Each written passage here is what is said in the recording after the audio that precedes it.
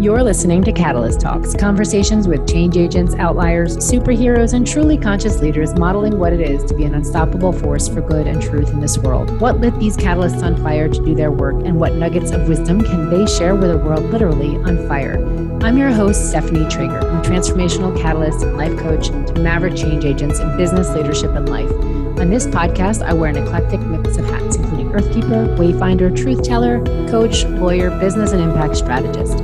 My intention is holding space for higher purpose, peak wellness, soul mastery, and deeper impact so we can live in harmony with ourselves, each other, and nature. Please subscribe to the podcast wherever you listen. If you love it, please share and spread the word. We're on YouTube and all the podcast platforms. See the show notes on catalysttalks.com for links, and enjoy this episode. My guest today on Catalyst Talks podcast is Margot Wilson. Margot is someone I've had the opportunity to work with. She's a mentor of mine, and where we go today in this episode is so important for so many of us. So grab your pen and take notes, because that is how concentrated the information she's going to share with us is today. I'm about to listen to this 15 times. Margot is a philosopher and an independent researcher in dreaming and hypnagogic visualization. As her research into freedom and suffering is focused on the inheritance, creation, and outgrowing of soma-neuro holding patterns, we dive deep into what those are today and how we can all break free of them, because many of us we all carry holding patterns. And the question is, how do we break free of them? And Margot presents a very unique opportunity through vivid dreaming. Margot has led parallel lives as an artist and philosopher and has held careers in business, in television, and investment banking. Her methods use soma-neuro-immersive techniques that ground us at the center of consciousness in the naval area of our body. Her research has been presented at various international conferences. She examines freedom as Buddhist awakening and specializes in experimental meditation, Kundalini consciousness, and astrological sacred geometry. Margot is presently researching and writing on the concepts of death and moral free guilt at the Royal College of Art in London. And Margot's work focusing on vivid dreaming, where we're going to go deep into today, draws on her many decades of work and mastery in Kundalini Yoga, Tibetan yoga, lucid dreaming, hypnagogic visualization, Buddhist metaphysics, Vedic metaphysics, Chinese metaphysics, yoga therapy. The list goes on: mindfulness, transcendental meditation, dream therapy, biodynamic psychology. And again, there is much more than that. However, her current research is focusing on vivid dreaming as the classification of vivid dreaming and how to use it in outgrowing our soma-neuro holding patterns. I'm deeply excited for you to experience this episode. Thank you so much for joining me on Catalyst Talks podcast, Margot. It is really an honor to be here in conversation with you. And I look forward to diving into the breadth of your work and your knowledge and your wisdom. I've had the opportunity firsthand to experience you and learn from you, and it's quite remarkable. So I'm excited to share you with this audience today. You're a philosopher and an independent researcher, a dreaming and hypnagogic visualization catalyst, and you are somebody who does so much. So I'm excited to dive into some of your work today, and would love to start off with asking you about vivid dreaming, something I've had an opportunity to experience a little bit of, and I just really want to learn more. So what is vivid dreaming and how does it work? Thank you. And thank you for inviting me along today, Stephanie. So vivid dreaming. Now, I came to vivid dreaming probably about 15 years ago. It isn't actually a classification of dreaming. So we all have regular REM dreaming, and some of them are vivid. But vivid dreaming in this case is slightly different. And what I have been trying to do over the last few years, is to get it vivid dreaming classified as a type of dream. So like another category of dreaming. Now, vivid dreaming here, I discovered I've always been an experimental meditator. And I say experimental because the majority of meditation that I've performed, I've performed myself, and then later discovered, that these meditations exist out in the world. So it came from a meditation practice, and in particular, a breathing practice that I've felt inclined to do. And then I found that it produced these particularly as like a rash of fragments of vivid dreams, maybe between 5 and 7 a night. And then I tried it out with a few willing clients, and the breathing produced the dreaming. Now, with the knowledge that I had at the time about breathing techniques, I was confident. In fact, I was clear about that it was necessary to be in and out. So this particular breathing technique is 3 minutes, and you do it twice a day and for no more than 3 minutes. So, and then since then, I've worked with hundreds of clients who have performed the breathing technique twice a day for 3 minutes, and had anything between 5 to 14 days of, normally it peters off about 7, of these particular vivid dreams. Now, they occur, we REM dream 4 cycles a night. So as part of our circadian cycle, we have 4 of these loops when we go to bed, whenever that is.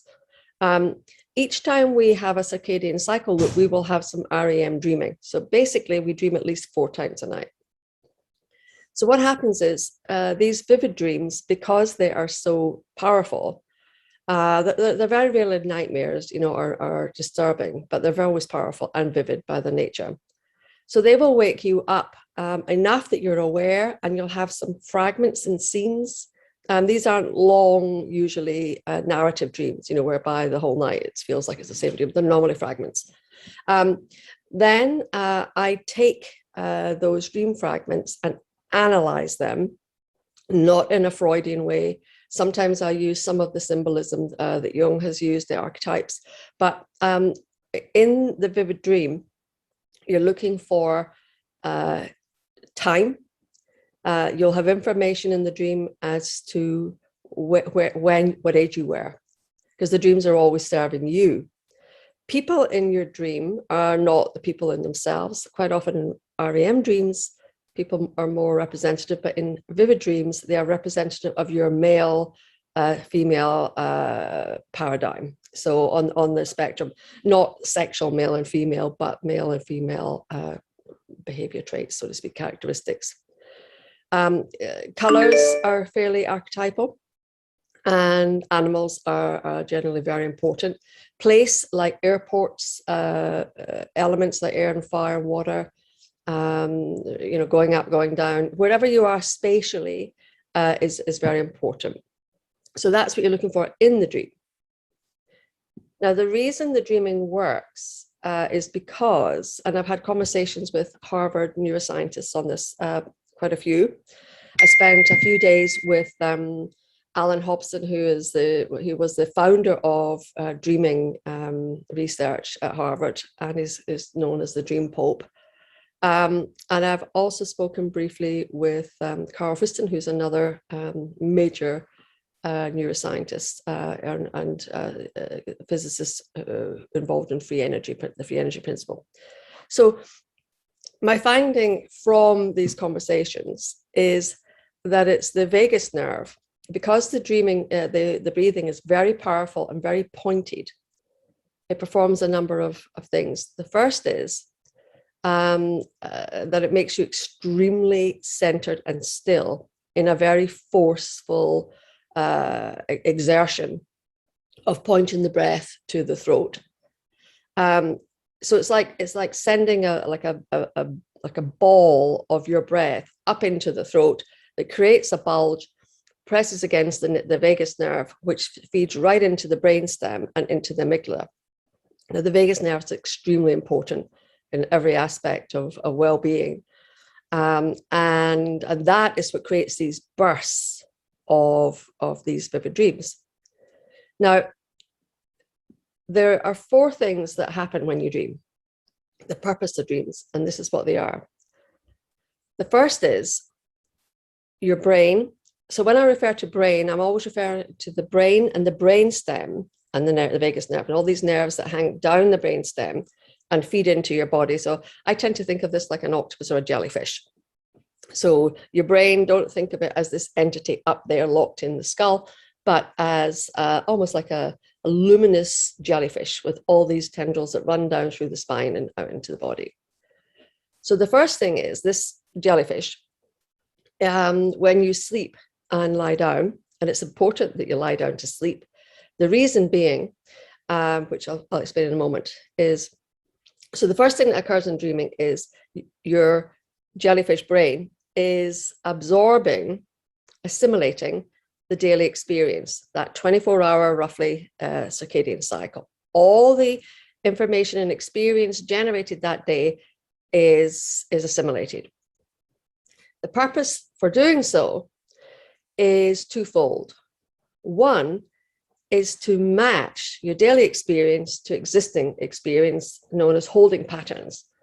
Now, those holding patterns are made up of your ancestral makeup, meaning your hereditary. They're made up of your family environment, and they're made up of your life, basically. So there's a lot of hereditary in it, meaning that how we survive in the world today it has a lot of hereditary mapped into it. So these holding patterns, and these are not just physiological hereditary. We're not talking about blue eyes and brown hair. We're talking about how your ancestors survived. Now, the fact that you and I are alive today is evidence of our ancestors' survival skills. These skills exist in us as these holding patterns, and they're held in our body, and they are reinforced with the jellyfish brain. So each time at night when we lie down and go to sleep, that information is assimilated, mapped, reinforced, and as far as your brain is concerned, it's done its job. It has kept in place the things that keep you alive.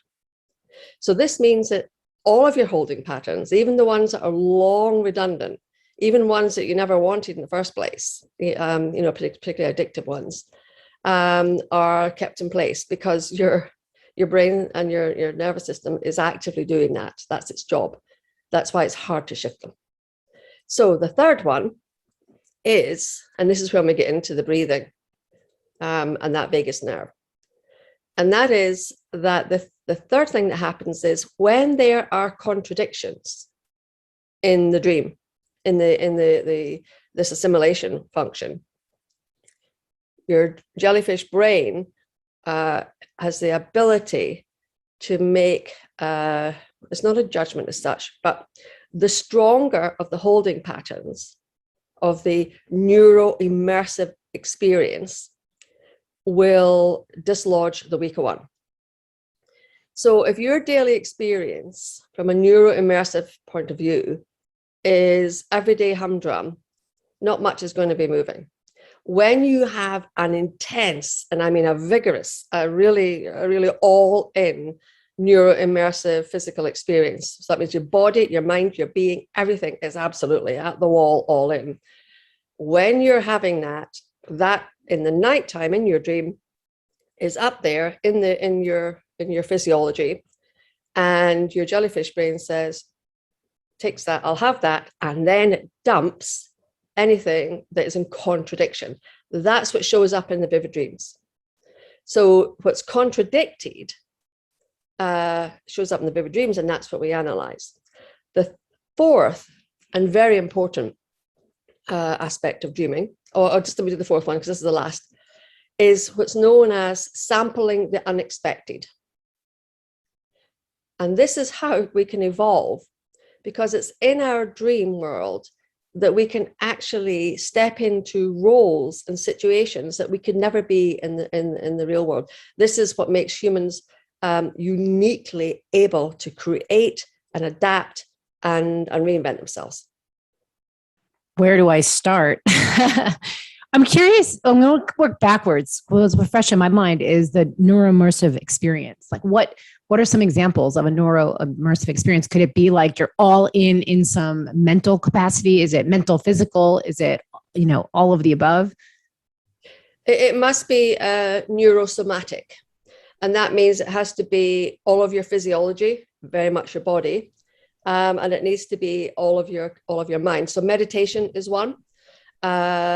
Yoga, when you're all in, is one. Kundalini Yoga is particularly powerful because it really does. The whole point of Kundalini Yoga is to shake you up into such an intense state that it performs this function. So it's a kind of fast track way of dislodging holding patterns. If you're using yoga as part of your hereditary holding patterns to be in control, then it's only going to be embedding it. So whatever, most people kind of know, what their holding patterns are in some way. You need to go to the opposite.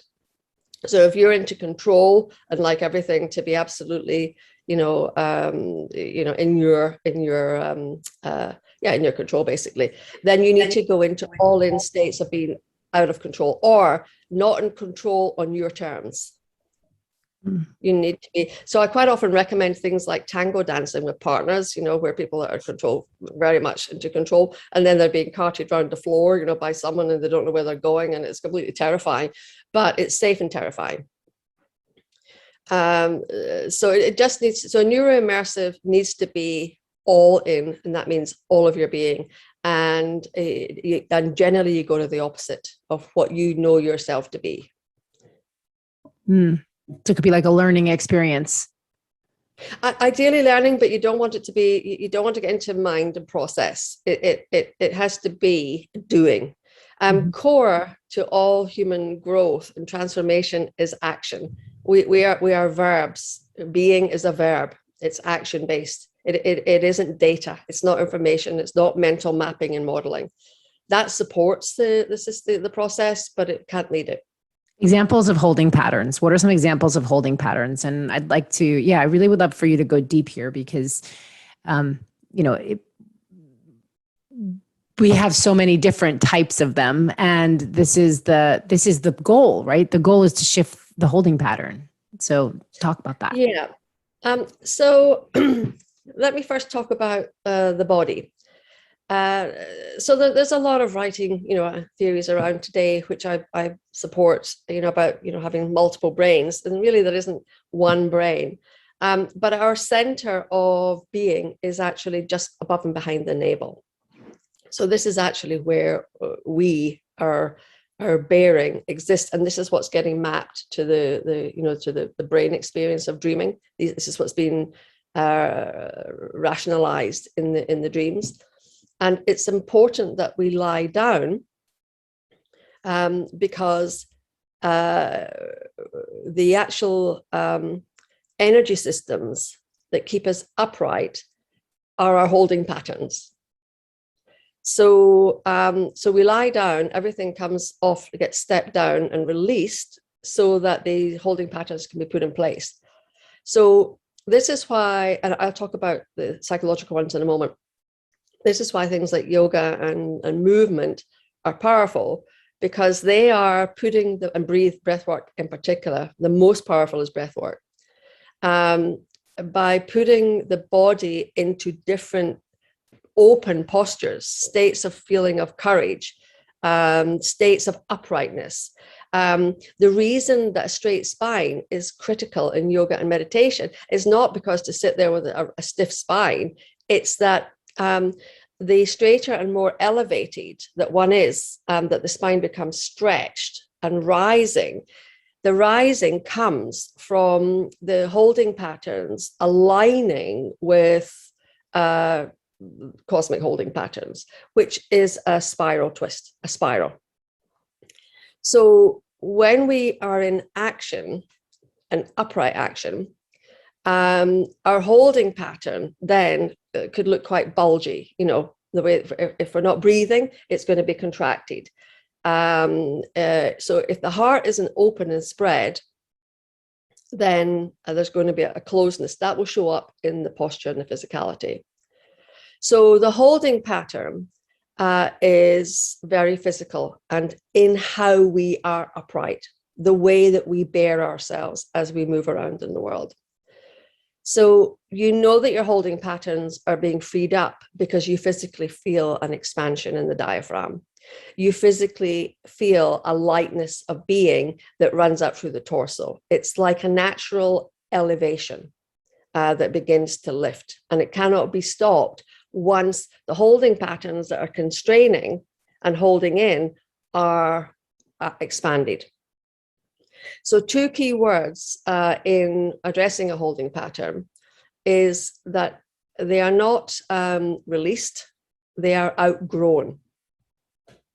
In other words, because your holding pattern is part of you, when you're expanding, you are basically outgrowing and expanding that holding pattern to the point that it becomes aligned with cosmic holding pattern, which is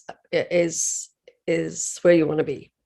So you become ultimately, when you meditate, you are meditated by the cosmos. If you're sitting there and it's all going on.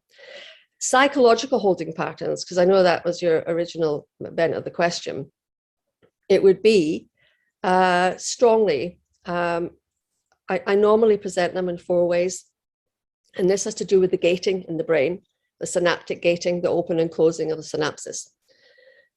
So with this opening and closing, there are 4 stages to the opening and closing of information flow that moves through your entire, the electrochemical information and data that flows through you, through your brain, your left to right, and throughout your body, ultimately. Preparing to open, preparing to close, and closed. Now, the psychological and behavioral holding patterns correspond here. Preparing to open is preparing for action. And that is obsession. It is control-based behaviors, particularly mental. It is procrastination. It is perpetual organizing, perpetual thinking. It's basically going around in circles. So if your internal communication system is, the gear is a bit stuck in the preparing to open, you're going to have a lot of obsessive compulsive type of behaviors. You're going to need an awful lot of control because you're not going to want to move forward. Open is strongly the fight and flight. You're in action before you even know it. You know, it's action can be out of sync then, you know, with what really is going on in the world. In other words, it can be highly impulsive, and low in discernment. So, and it's manic. So basically, if the gate's wide open all the time, you're going to feel lit up like a light bulb, and you're going to be pretty manic to other people. Possibly, you know, so extreme I'm talking about. Preparing to close is similar to the preparing to open, but the close is, to me, one of the most interesting ones that I come across, and that is the play dead, the playing dead. And the playing dead is indicative. By the way, all these holding patterns we're talking about, remember, are predominantly inherited from our ancestors, how your ancestors survived. And you can go all the way back to wherever you like. It's not necessarily your immediate generation is the strongest holding pattern. So when you get addiction going through a family line, it's for that reason, because it's a powerful survival mechanism, and it's successful to a point, but it doesn't bring you an awful lot of alignment with the cosmos and inner peace. So the fourth, the play dead, is significant because it is the shutdown reflex. So it means checking out.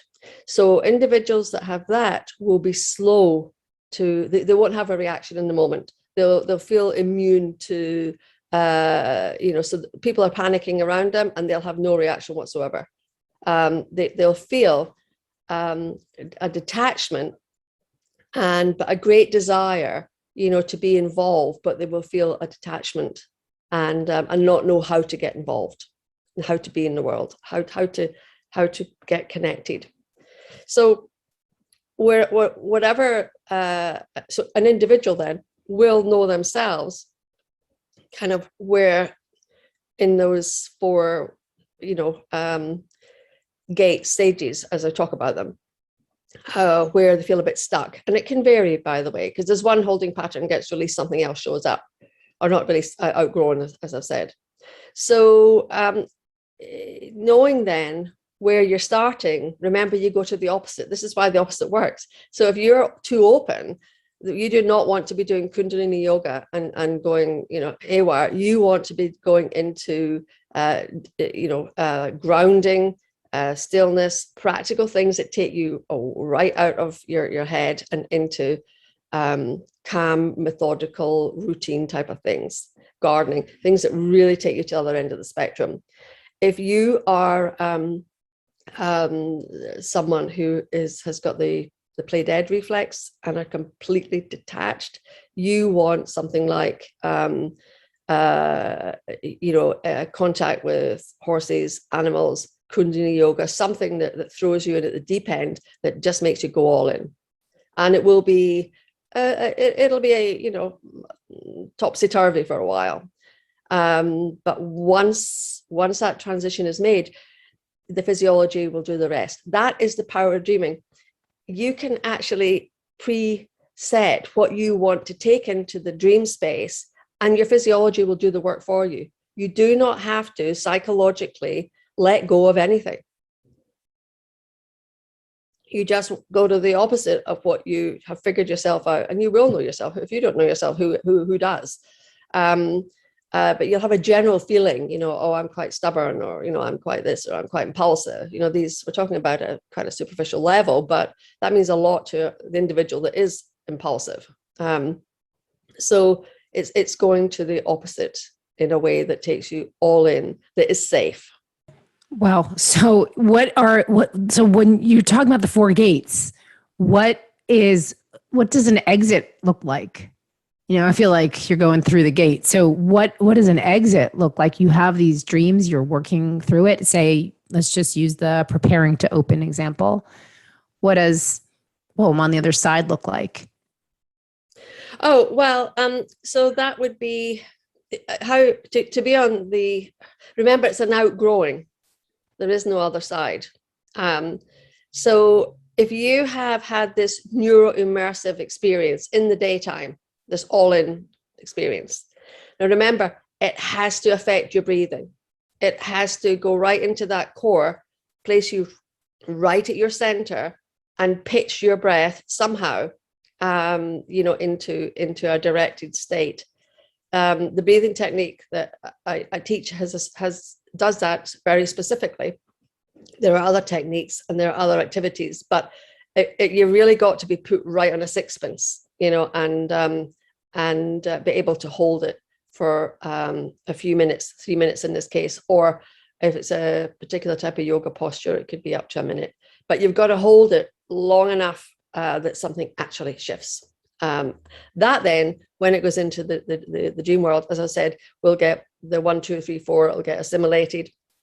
It will be reinforced, your existing holding patterns. If it's a contradiction, which there will be, because that's the design, the aim, it'll be dumped, and the dreams are going to be a bit crazy. You'll get to sample new experiences. When you wake up, you will feel different. You are different because the nighttime has actively updated your whole program. You are different how you were before you went to sleep. So this is the beauty of it. You're not actually doing anything in your mind. You're just plonking yourself into a neuro-immersive experience that is the opposite of something that is working against you. And you're doing it intensely enough that it affects your dreaming, which you don't need to know about. It's happening anyway, and you will feel different. So as you begin to feel, now how do you feel different? You'll feel more expanded and you'll feel lighter. That then is your new holding pattern. And it hasn't even got a name. You just feel more expanded. You just feel lighter. You just feel centered. You just feel grounded. Hey, I'll get on with my life. You don't need to be thinking about what it is. You see, it's not about knowing what it is. At that point. That's the part of the preparing to open answer. What does it feel like? How do you know what it is? It feels lighter, open, centered, and grounded. It'll be a variation of those. Those are the words that people report after they feel a shift. And that's the outgrowing versus the releasing. And I also, so you've also shared your perspective, and I'd love to hear more. This is where the kind of reconciliation between healing and maturing falls. Does it fall into that? That's right. Yeah, that's spot on, actually. So the reason I approach this work from a maturing point of view is that your ancestors survived and allowed you to live as you are today. And you inevitably are made up of their holding patterns and also their genetic, coding and so on. You're a mishmash, basically, and it's quite complex, but it's still exactly that. And then you have your childhood. So these dreams, if you recall, will take you to a period of your life. Typically, so I was in my grandmother's house, and there was a cat, and the walls were all orange. And the question would be, and when do you recall in your life you would have been going to your grandmother's house and say, oh, when I was about 7 or 8, that's where you go to. That is when this holding pattern that is on the move was set. So the maturing, and that then has been dictating, to an extent, your ability to move freely around in the world in your being. So with that being outgrown, you are able to mature to the present. So it's another way of talking about being in the now, but you're maturing into the moment, into the now. And with it, you're bringing your ancestors with you, because the whole continuum cannot be broken. So every time you light up and become lighter, that ripples all the way through your ancestors and your ancestry. I mean, they're not walking around as individuals, obviously. It's light. It's all light. Okay, then we're done, because that's the answer to everything. It's all light. It is definitely all light, yeah. And that is it. So this spiral that we talked about, when you meditate, and the aim to sit in an upright is so that the spiral of light, it's also known as Kundalini, can assimilate your spine and begin to lift it and stretch it. And as it does that, it will lift and stretch your diaphragm, and it will pull your shoulders back. It will set your neck at a certain angle, and it will also expand the plates of your skull. And all of that is light. It's moving. It's activating electrochemical, motions, but it's light that performs that. Mm-hmm. So when we talk about someone lighting up, they are literally becoming lighter, and they are elevating, and they are expanding. Something of interest is that the human spine is unique in that the human is unique in that we are the only featherless biped on the planet. So we have our skeletons have actually, from a spinal point of view, have a closer relationship to birds than to apes. And it's to do with the one of the cervical vertebrae in the neck, and the shape of the hips. So humans have an S shape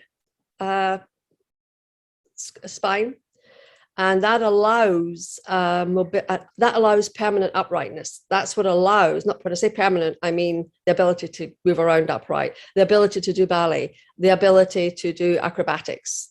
It is all down to that shape of S shape of the spine. And we are the only species on the planet that have that. Apes don't have that. They can't move around freely in that way. So, while we talk about, evolution and so on, which is fine from a material point of view, there is a distinction there. There's a lot of, relationship there that connects to then, our obsession with birds and wings and flying, angels, because ultimately we have this urge to elevate. And that's just left field. But that's the areas of research that I work in now. Yeah, that's really interesting because of indigenous.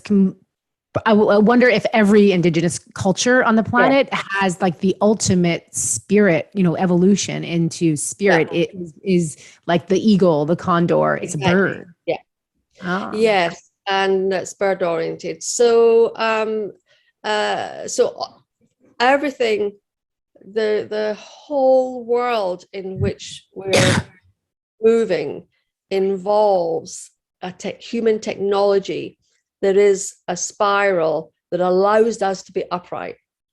Now, our holding patterns squish that spiral and they make it lumpy and awkward and compressed.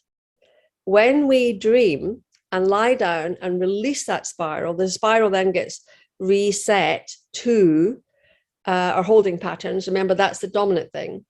When we meditate and do all in neuro-immersive practices, particularly things like meditation, we are then aligning it to the cosmic spiral, which then it does the work and it basically reconfigures your spiral so that it becomes a proper conical spiral. And then there is no holding. There's no holding pattern that can squash your spiral energy once it's opened, expanded. It cannot be. So in other words, you cannot go backwards. Once you have matured, you cannot become a child again.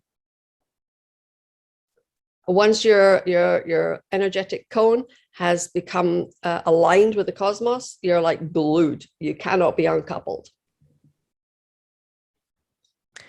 Wow, I have something that keeps coming. This question that keeps coming is you're talking about the brain, we're talking about the spine and ancestors, our ancestral, holding patterns and continue. Yeah.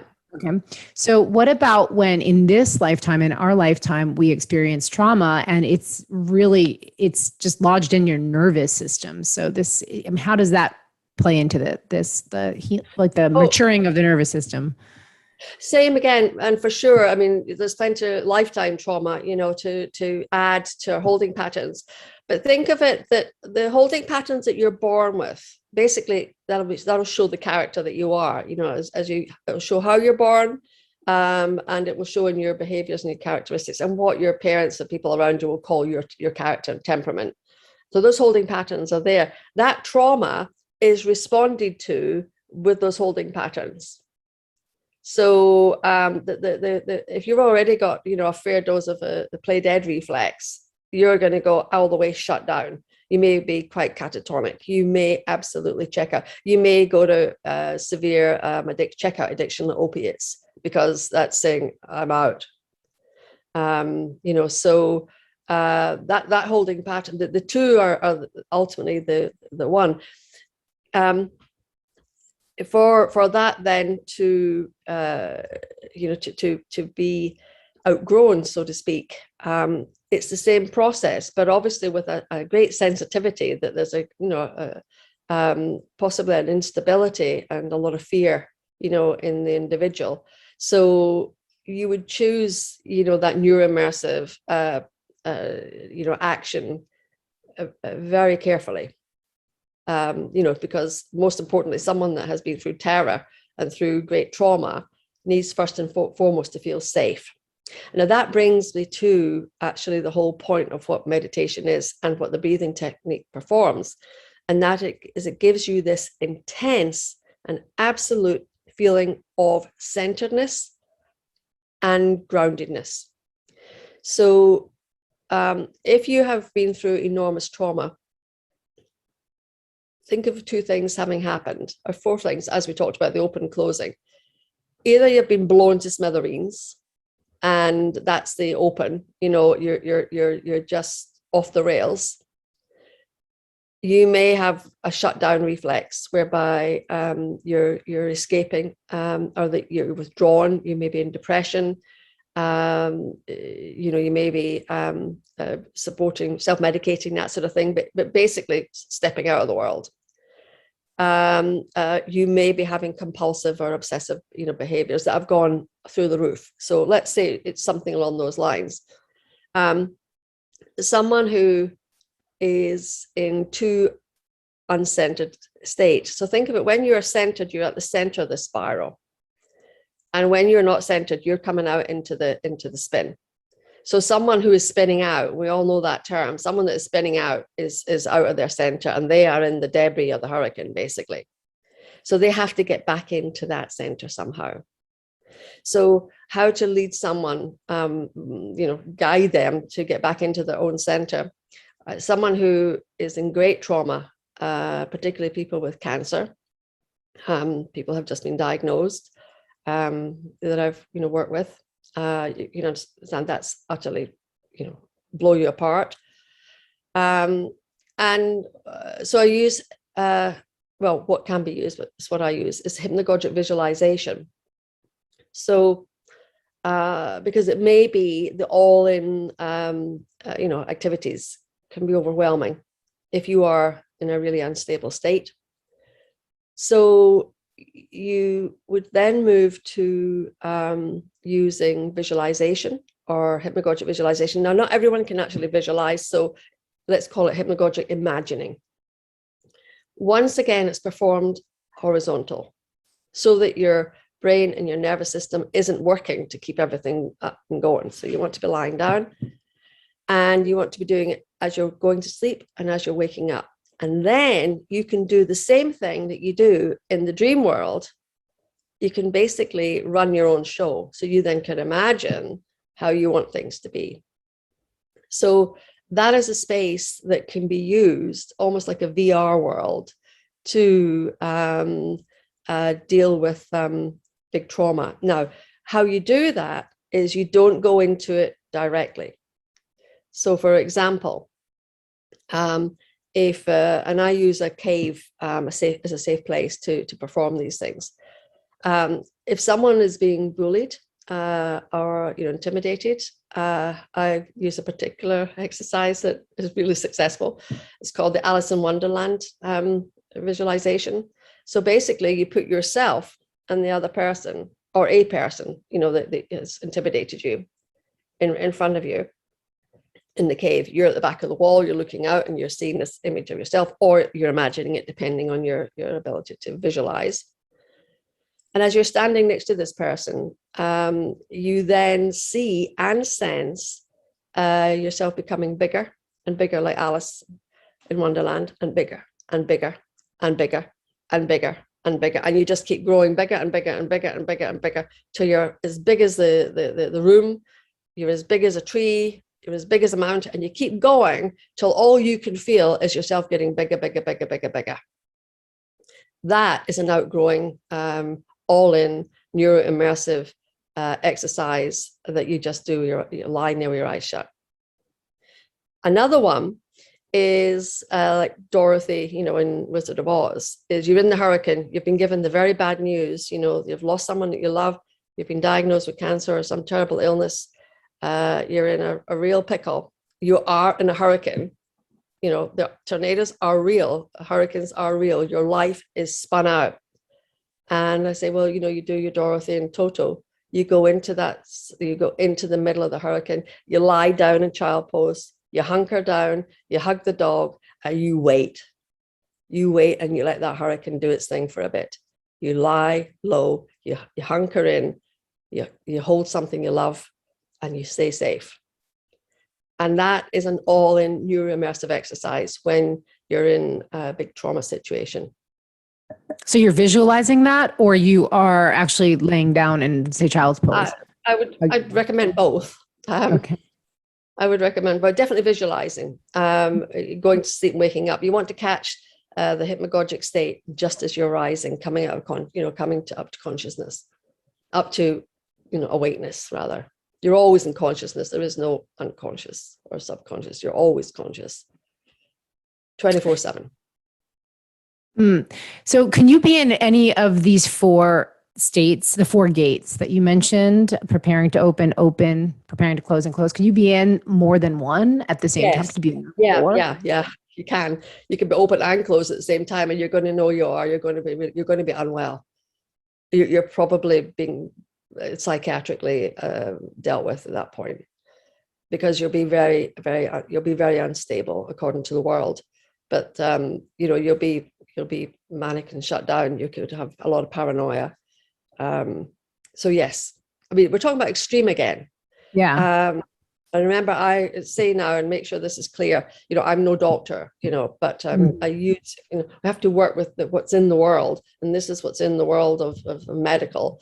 And we're talking about being human, so we're talking about extreme, you can't help but talk about, things that have been medicalized. But they are, remember, always just descriptions. And I did actually attend a Royal College of Psychiatrists convention a few years back, and it was about spirituality and mental health, and it was and dreaming. That's why I went, because they were talking about specifically about dreaming.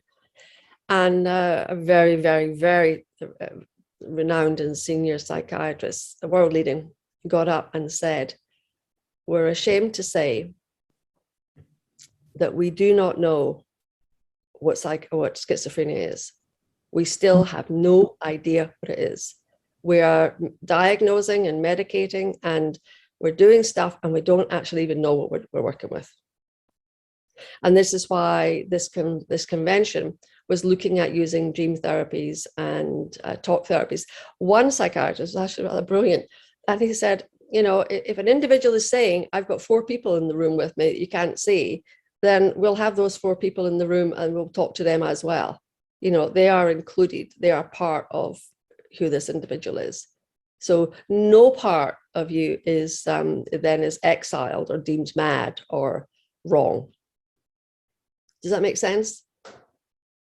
Yeah, it does. I'm really curious how much more common schizophrenia is than, that's like when someone goes and is diagnosed, whatever it is, right? But if it means that there's multiple personalities or multiple beings in a room, how many people actually might experience that, but know how to exist with it? Absolutely. And people have what we call imaginary. They're imaginary to the people that don't have them, that the other people. People have guides and angels and spirits. It's very, very common. There's certainly not any sign of mental imbalance or madness, but it may be relate to someone who is in this play dead state and also in a manic state at the same time, and they're in a real funk. And which part would you go for first? Well, this is why they medicate, because you would want to bring down the manic side first, but ideally not through medication, but being in a safe place where they can center, become still, and become grounded to whatever that grounding is, because everyone is unique. There is no baseline for being. So whatever that baseline is for an individual, and then from there you would gently start to turn on the work on the play dead, but you would not go at it all in. This is what I mean.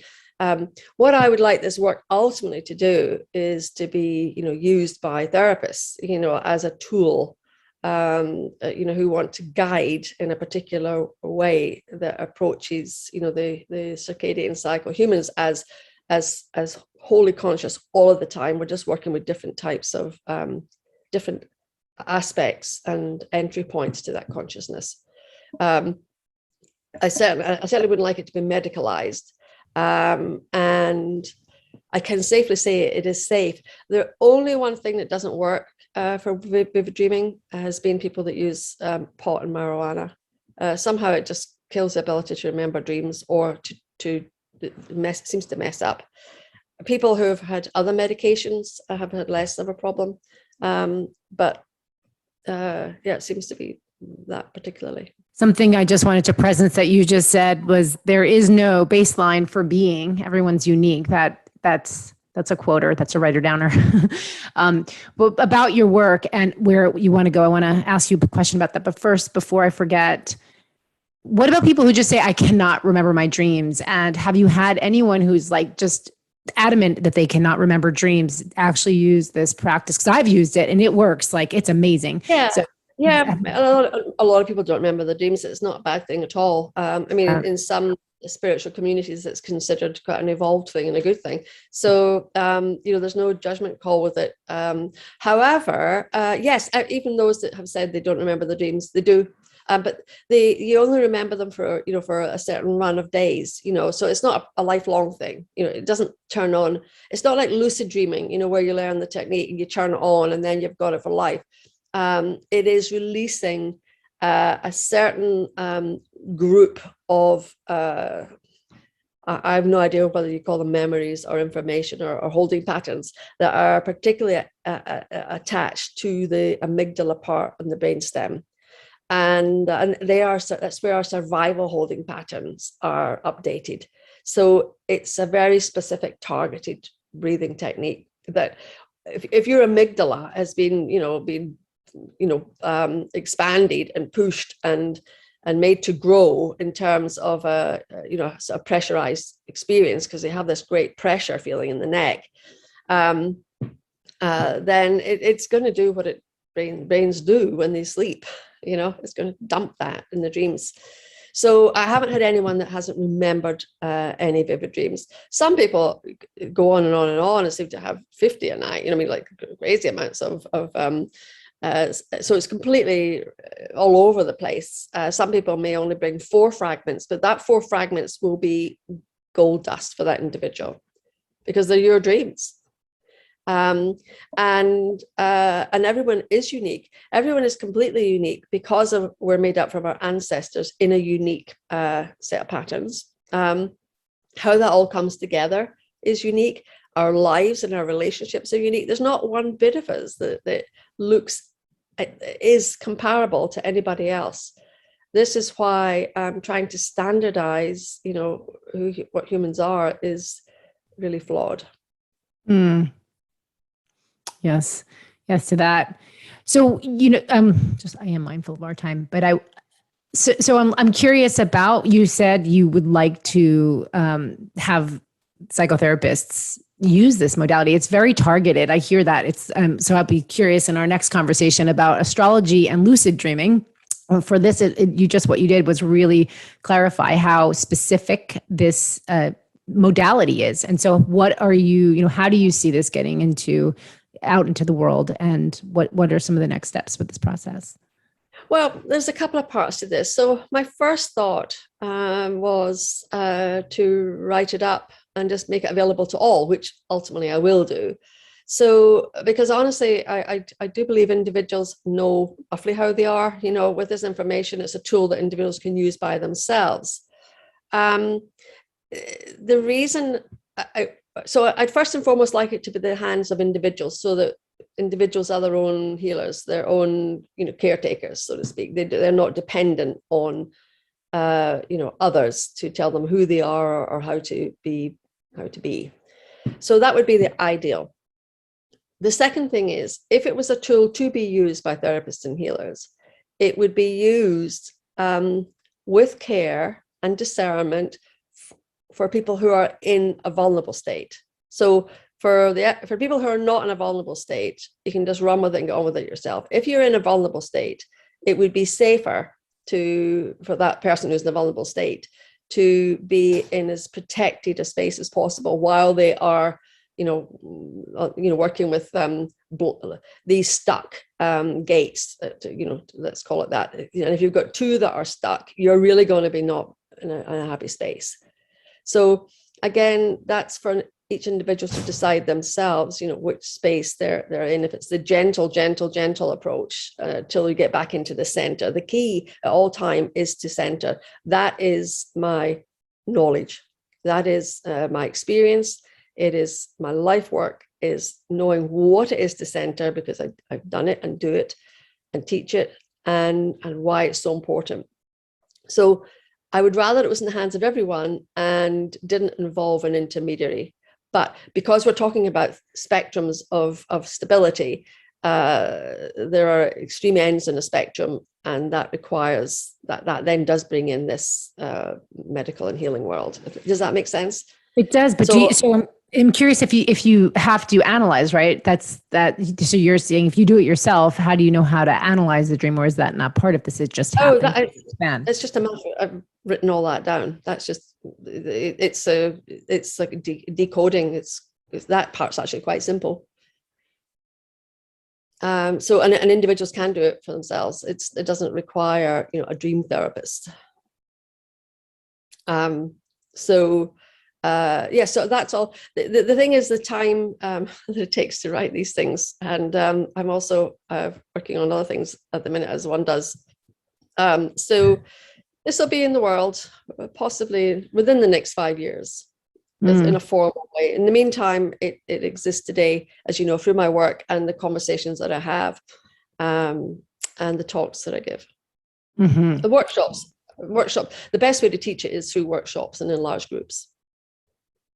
Okay. Well, yeah, we'll be sharing the show notes links to where people can find you and your work. Is there anything, I mean, there's so much, the breadth of your wisdom is humongous. So I guess we'll have to save that for the next time we have a conversation, but is there anything last, I mean, I really am curious about how astrology plays into all of this, but you know, if you have anything to share about that, or if you just have one last word of wisdom for people. Well, I can tell you very briefly where astrology fits in with it. And that is, astrology is just diagrams of the cosmic holding patterns. And so there's the cosmic holding patterns, and there's your holding patterns. How can they not look similar?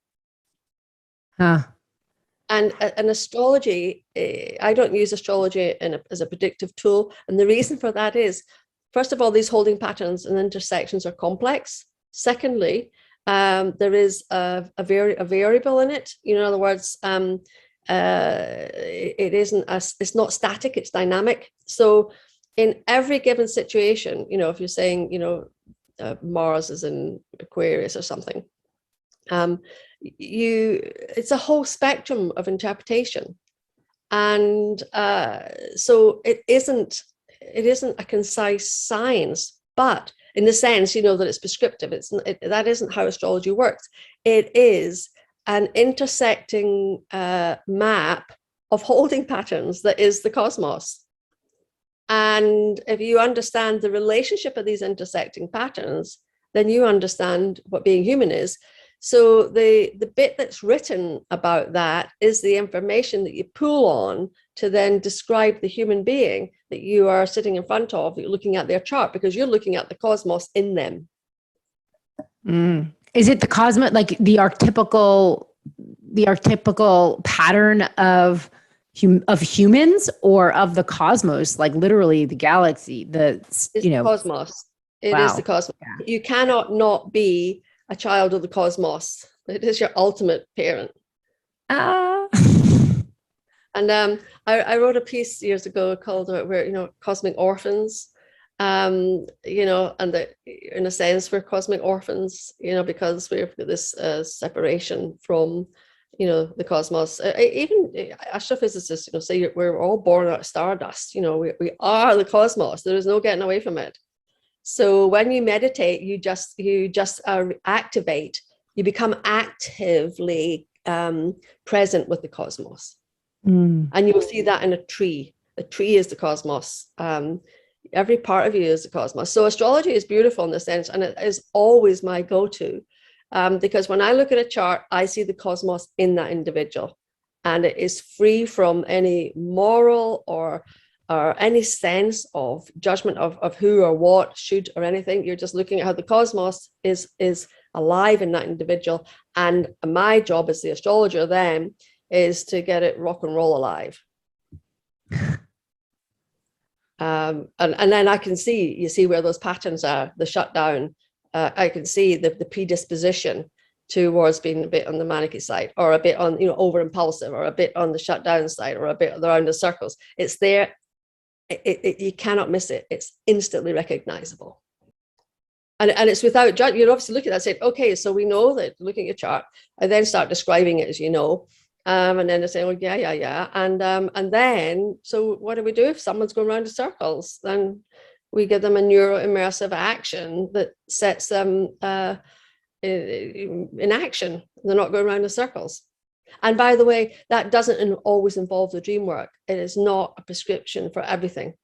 It's a kind of time and place discernment. You know what I mean? It's not immediate with every chart. So yeah, it's not, the one doesn't automatically lead to the other. I probably actually, with my own clients, maybe every 1 in 10 or 15, or no, less than that, more than that rather, 1 in maybe about 15, 20 people I would be suggesting it. Yeah. Well, I've had the opportunity to experience a lot of many aspects of your work, and it's been life changing. It is life changing, and I really am excited to share this. This has been such.